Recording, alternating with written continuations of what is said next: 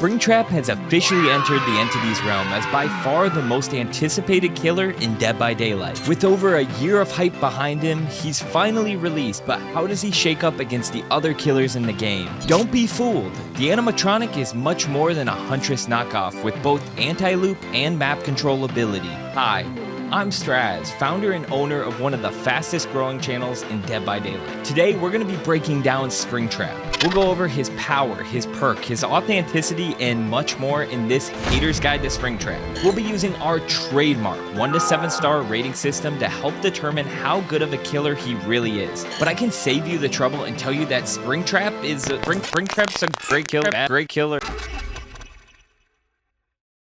Look, I'm not gonna sit here and pretend to be a FNAF expert because I'm gonna be honest, I never got a chance to play any of the video games. Was that the bite of 87? I did, however, get the free trial for Stars in order to watch the Five Nights at Freddy's movie, so some may consider me to be a FNAF fan. Don't worry, I canceled the free trial right after, but what I did do is scour both Twitter and Reddit to try to get a consensus on how authentic Springtrap is, and here's what I was able to come up with. Dead by Daylight fans think the fire axe is cool, but Springtrap never actually used the fire axe. Apparently, the fire axe was a part of a Living Tombstone's Five Nights at Freddy's 3 music video where they depicted William Afton destroying animatronics with a fire axe. That seems like a pretty niche reference to base an entire power on. People are confused why this is his power, but it's likely because there was already a similar mechanic in the game with Huntress. All they had to do was change the weight and the arc mechanics to better simulate throwing an axe. And the map seems to be a little bit underwhelming for fans. The pizzeria itself is cool, but a lot of people thought it was going to be a fully indoor map. And the devs also mentioned there'd be a lot of Easter eggs, but there really doesn't seem to be a whole lot.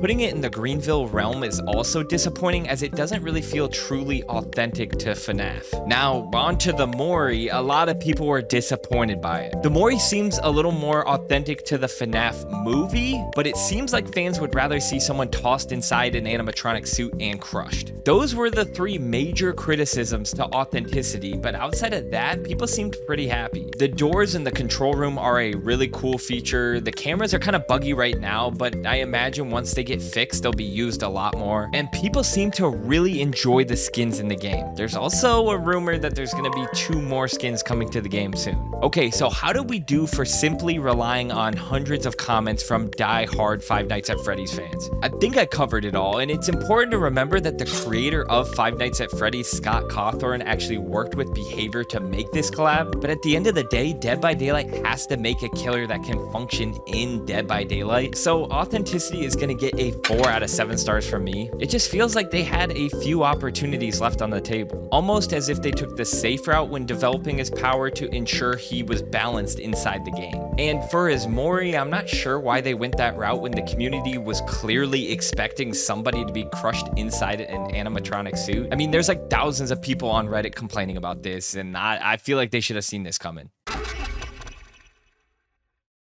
Springtrap's power starts with this fire axe. The fire axe is unique in the way where it's like Huntress without being anything like Huntress, if that makes sense. Springtrap is more of a pseudo-range killer as his axe is used more as anti-loop than it is a ranged attack. Survivors can't sit on pallets and wait to drop them because you'll simply hit them with your axe. And you can hit crazy shots over walls by aiming real high, but those are definitely harder to land. There are some uses in the medium range where you can throw your axe in chase, but I'll warn you, the hitboxes for the axe are brutal. Be prepared to see your axe floating in midair, stopped by what must have been God himself, but at least it feels cool throwing the axe. I feel like a real man throwing the axe. He is faster when he doesn't have his axe, which is an interesting feature to have at your disposal in chase, but he's pretty slow when he does have it. It's also nice that you never have to reload it. You can simply just recall it into your hand. The doors are his form of map control, and it's a good one at that. The doors are almost always stationed right next to a generator, and there's no cooldown for using the doors. You also gain undetectable out of the doors, but I'm gonna be honest, as a survivor, it's gonna be hard to miss that big ass rabbit walking towards you. You have the ability to snatch survivors if they're walking through doors, and the animation is super sick, but honestly, I don't feel like survivors use the doors too often at this point. They did a lot more when he first came out, and that's basically it. Some anti-loop and good map control.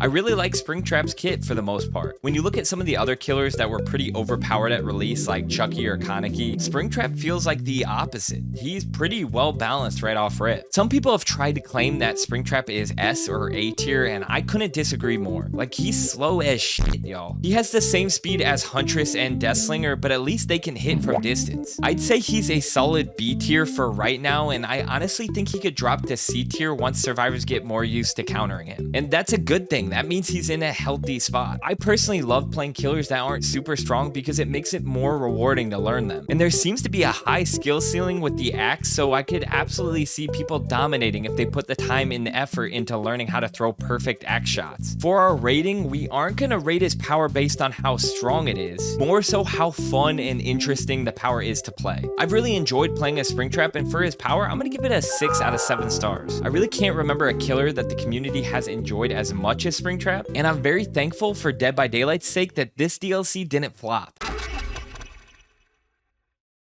Well, this is where I'm gonna derail the hype train a little bit. Springtrap's teachable perks are pretty blah.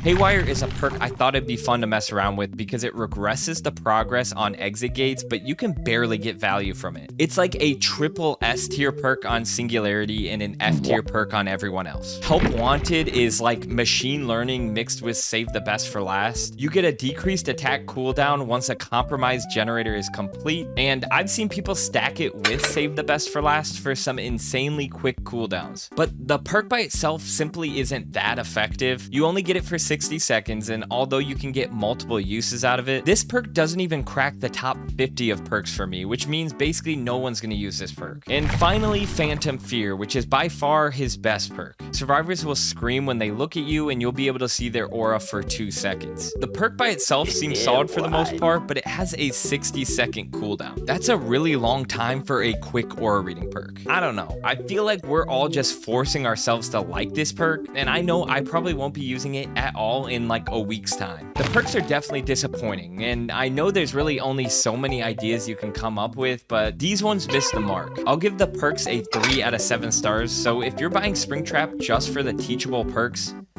don't. The skins will get a 6 out of 7 stars. I think the skins are awesome, and apparently they'll be adding Foxy soon. The Mori gets a 4 out of 7 stars. Authenticity aside, it's a pretty gory Mori.